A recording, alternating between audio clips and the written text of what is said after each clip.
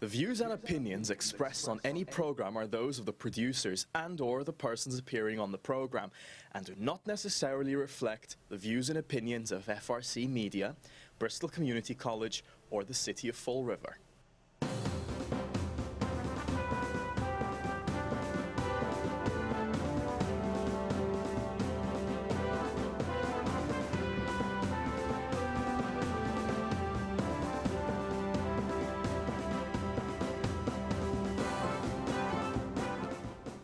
Well, hello. Welcome to Spindle City Straight Talk. I'm Chip. And I'm CJ. And it is Inauguration Day in the Riv. And as we speak, I think it's still going on, isn't it? Yes, it is. Because they got off to a late start. And to welcome all the new/old and semi-old politicians back in, that we can begin today to work to get out in 2 years. Based on some of the horror shows we've heard. Last show we touched upon the tax increases, and now we have, unfortunately, more horror stories to tell. It's amazing how it never stops. So one of the interesting things was I was coming in and I was speaking to a instructor here at the college, and I had mentioned a story that you had mentioned to me. And he turned around and said, "Corruption runs so deep in this city, it's like a cup of coffee. You just pick it up on any street corner." It's like the endless refill. Yeah, That's exactly what it is. It's the endless refill. It's like the coffee. You know, we talk about corruptness. Gets me to segue into a little thing I think is important to talk about, corruption. This morning when I was walking my dog, I ran into an individual with a dog, and actually two.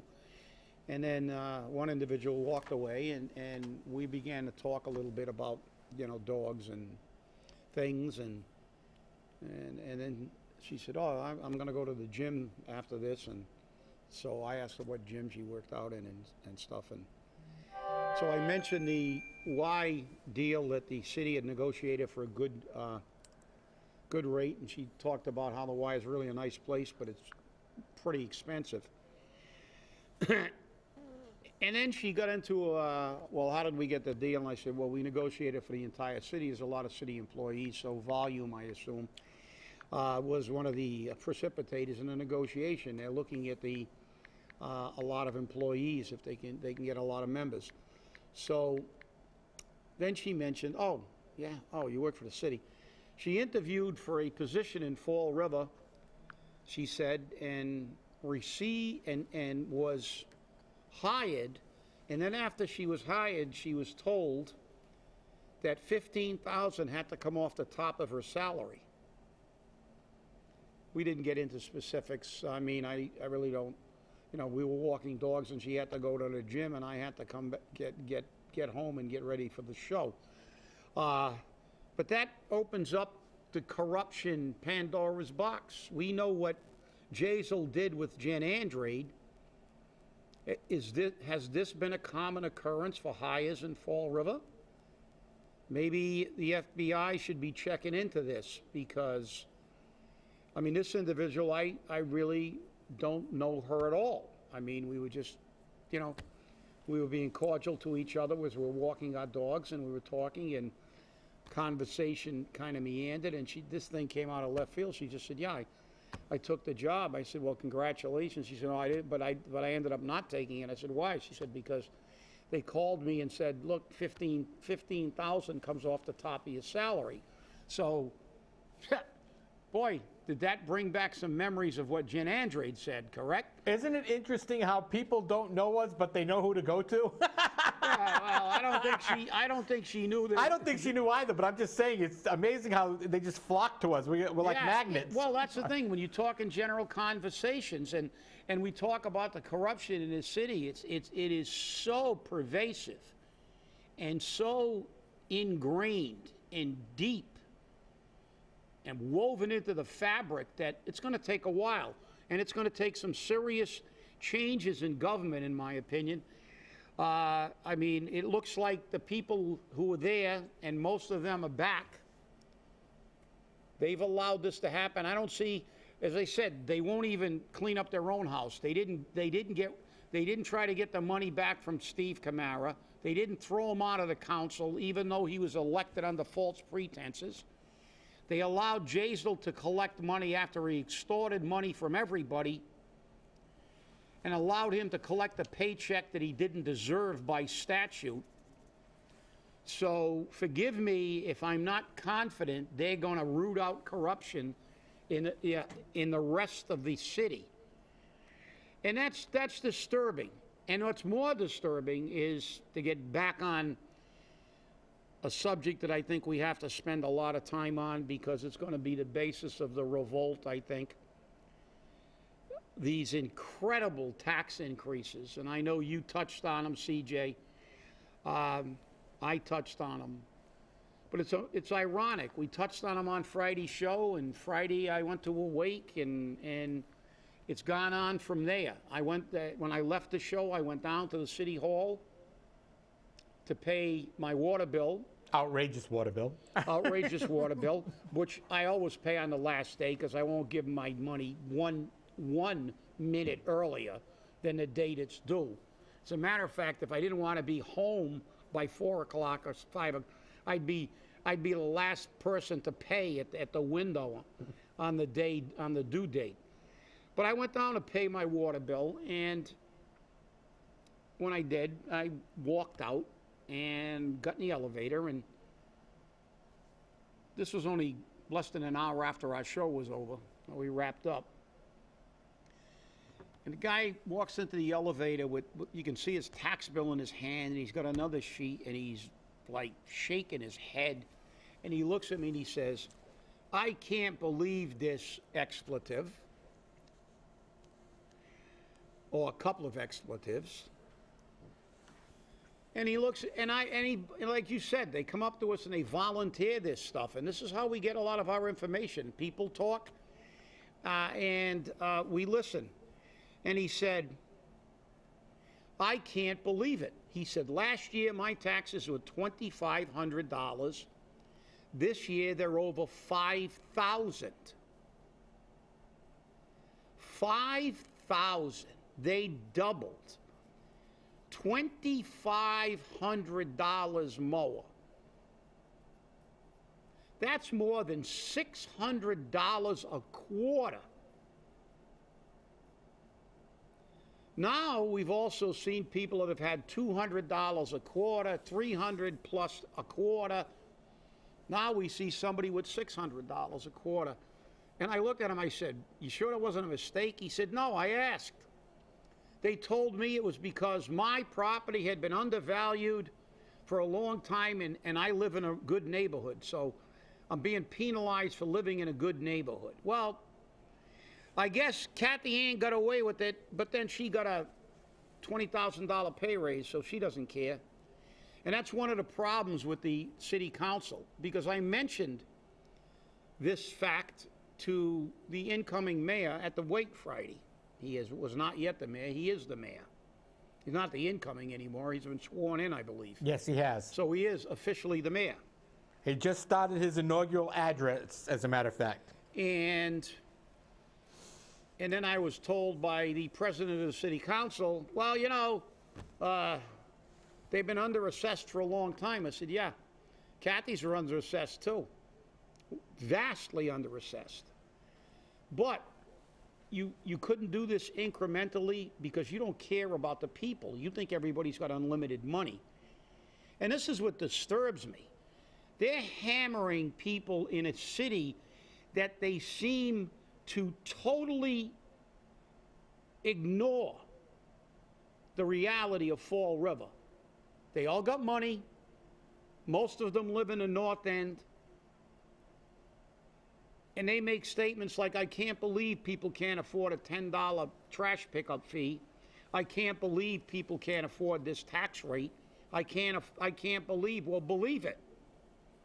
Maybe you can, and maybe this is chump change to you because you can give yourself a stipend. But we have people in this city living 20%, or nearly 20. My last statistic was 19.6, I believe. 20% of the communities living below the poverty level. We've got a per capita and a household income less than half of the state average, the national average, and maybe the lowest in the state. Do you really believe people can absorb? There are people that don't have $600 a quarter of discretionary cash, let alone that kind of money. And this individual wasn't a young person. He apparently had his house for a while. He may have even been retired and on a fixed income. Total disregard for the people of Fall River because they never attempt to hold the tax rate down. They always give out TIFs. They always give out breaks to businesses. All they ever do is listen to rich people like Hetzler complain that they want to have a better lot in life when they make more than 5 families.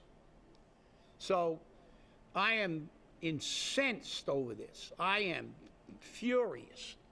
This is gonna give me a 2-year commitment to try to get people in there who believe that they represent us, the taxpayer, that we will come first.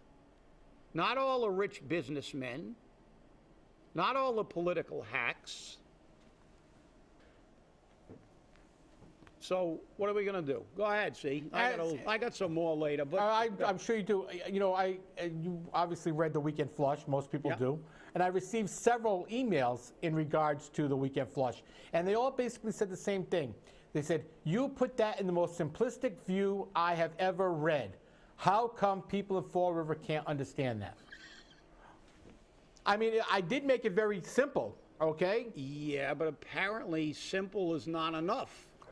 You know, and the thing is that I made reference to a $50 million underride. And I still think we should do that. I think that we should get together, get a petition together, get the necessary signatures, and force an underride. Force a vote for an underride. And if they have a $50 million underride, you know they're gonna take a hit. They're gonna take a hit. And they're never going to get rid of their friends. And therein lies the problem. That's the problem. They will not cut the fat. That's right. They will cut the lean and penalize the taxpayers again. Exactly. By saying they're going to eliminate public safety. Right. Or it's going to hurt education. They won't cut the. You said that Monica's already been replaced. Right. And that position carries a $30,000 stipend. That's what it carried under Monica. Yes. Does anybody know what stipend means? I looked it up. Doesn't that mean pay me big money and take it off my salary? That's not what a stipend. Oh, well, in Fall River it seems to be.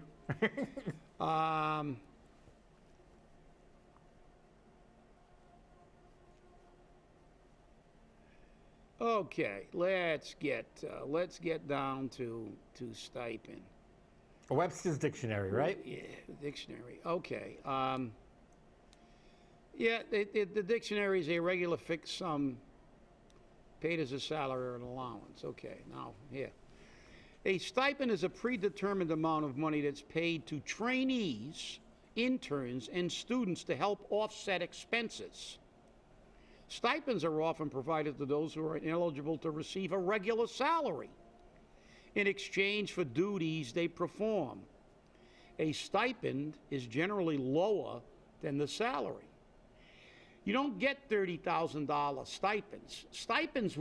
A stipend was created to give someone something for doing a little extra work. You give them a little extra bump, have a little extra knowledge, like a $500 a year stipend for being a EMT, which will enhance your ability to help people if you're rather than first responder, you've got a little bit more training.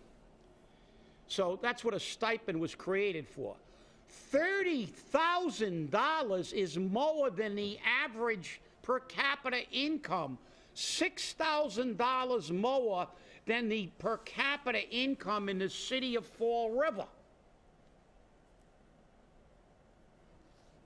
This is absolutely, and he filled the position again, a useless position. Why was that position created? To give Jazel Correa's campaign people a job. Actually, that position was created under Sam Sutter to give his former assistant at the DA's office a job. Well, but this is what Jazel kept the job for. So now we keep that job. This is the problem with government. They create these jobs that are unnecessary, infuse fat cells into the budget, and they never go away, ever. They never go away. Like the chief of staff. Why was the chief of staff's position created? To give the mayor's girlfriend a big pay raise. a giant pay raise. We change her title from janitor to sanitary engineer. So we change her salary from secretary to chief of staff. And then we give them, on top of the salaries, we give them big stipends. Because the stipend doesn't show in the base pay. You look at the budget, you go, oh, what's her pay? Oh, the ordinance says she's getting this. She's getting $45,000. Oh, wait a minute, she got a $30,000 stipend. That's $75,000 a year for being a flunky, a gopher. They won't eliminate that position, though. So this is the problem. The problem herein lies the problem. We've got to get rid of all of these people. We've got to elect people who run on a platform that they're going to cut this fat, that they're going to try to protect the taxpayer. They're going to try to keep some money in your pocket. And if they don't do it, they got one term. They're gone. The only way we're ever going to do this is drain the giant swamp. Because look at the carnage they are creating in the city of Fall River. At that wake, I had a conversation, and I did speak to her. And I know, CJ, you've had some conversations with people, and I've had other conversations since then with people who were in the same situation. I had a conversation with now City Councilor Michelle Dion. We were talking about this subject, as I said. And she said she takes care of an elderly person who's living on $900, a little over $900 a month. That's what they live on, so do the math. You know, barely $10,000 a year. $10,000 a year. The individual owns their own home. It's been paid for years. Worked his whole life. Lived the American dream, bought his own home. And now because of these like, I'm going to say something I'll be sorry for. I'm going to use an expletive that I'll be, you know, in Massachusetts, I'll probably be incarcerated. But she's looking at having to get him a reverse mortgage just so he can stay in his home. And he doesn't even have a mortgage. He can barely pay his water bill and his taxes on that income. We have 60% of the retirees, municipal retirees, living on less than $25,000 a year. Do you know how many people are going to lose their homes because of this? Do you know how many people will have to be forced to take a reverse mortgage because of this insensitivity to the people of Fall River by our elected officials? They don't even know they live in a poor city because they all live in the North End and they got good jobs. And they can pay all their taxes and water bills with their city council salary. They don't give a damn. Apparently, they either got their head so far up their derriere they don't know what city they live in, or they never leave the North End. Reverse mortgage. And how about the renters? Do you think that people that are getting $300 and $400 a quarter increases cannot pass some of that down to their tenants? More people out in the street. They're creating homelessness.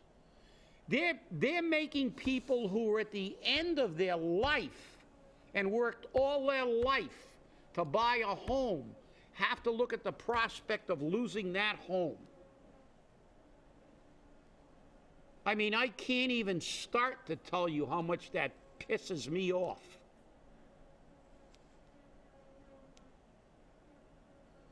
I don't know where they came from, but I take that personally. My mother worked for 55 years in a sweatshop. And my father worked on the road, on construction, and then in the machine shop. They worked their whole life, they paid their bills. And to see people like that who worked their whole lives but were never rich,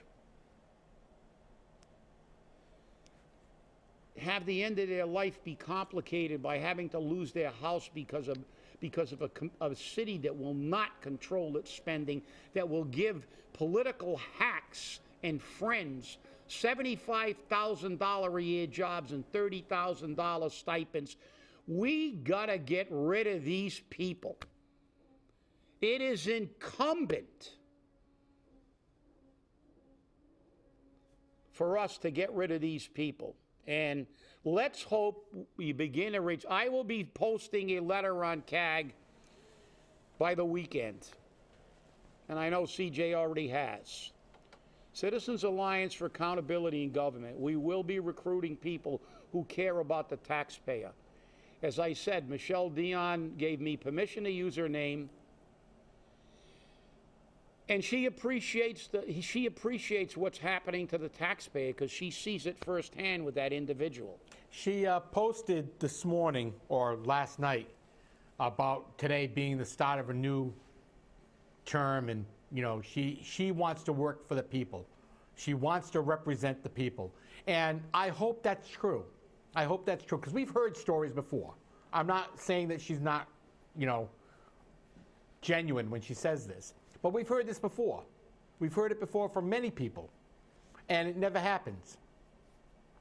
And as bad as Steve Camaro was, the one thing I can say about Steve Camaro was he always voted for the taxpayer. If nothing else, he always voted for the taxpayer. He voted against water fee increases. He voted against tax increases. I mean, he voted against stipends. He voted against all of that because he wanted small government. Oh, no, he also he didn't want to pay taxes. He also didn't want to pay taxes at Fall River. Let's not give Steve too much credit. No, I'm not giving him too much credit, but I mean, he did vote, but none of our city council. He did the right thing for the wrong reasons. Exactly, and none of our city council, and again, you've got Cliff Ponte and Pam LaLiberte LeBeau are now going back as president and vice president. And 3 of the city councilors voted against Pam. They voted for somebody else, which already says that the city council is going to start with a division. Well, let's hope the new councilors, and I know, look, Michelle, I give all of them the benefit of the doubt until they prove otherwise. Exactly. But I think Michelle will, that's one thing I think she will be, she was really sincere. When you see an elderly person that lives on under $1,000 a month, barely over 900, and has to feed themselves, clothe themselves, and has a house that's been paid for years, and can barely afford the taxes and the water bill. It's virtually criminal, in my opinion. And these people can disagree. And I remember the words, and I believe Michelle echoed them to me in our conversation.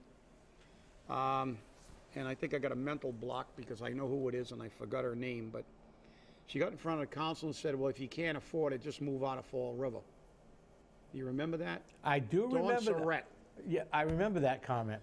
And that was over the Durfee issue. If you can't afford this, move out of the city. Well, where are you going to move? If you can't afford to live in Fall River, you can't afford to live anywhere. That's right. Except in a cardboard box. And that's what's going to happen. Because the fact is that, look, you can, the houses are cheaper in Fall River than they are anywhere else. Yeah, they've increased in price. They're still way lower than they are in the other areas.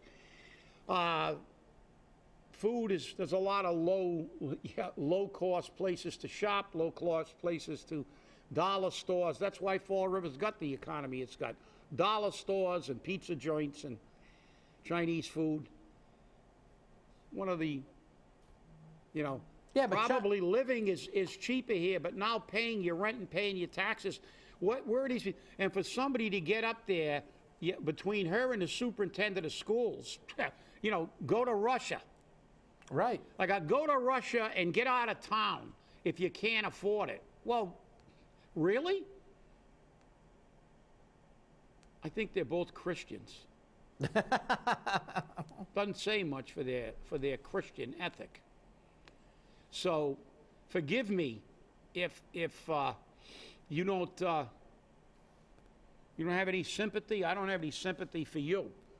The reality is that we can't be having stuff like this. We can't be telling people that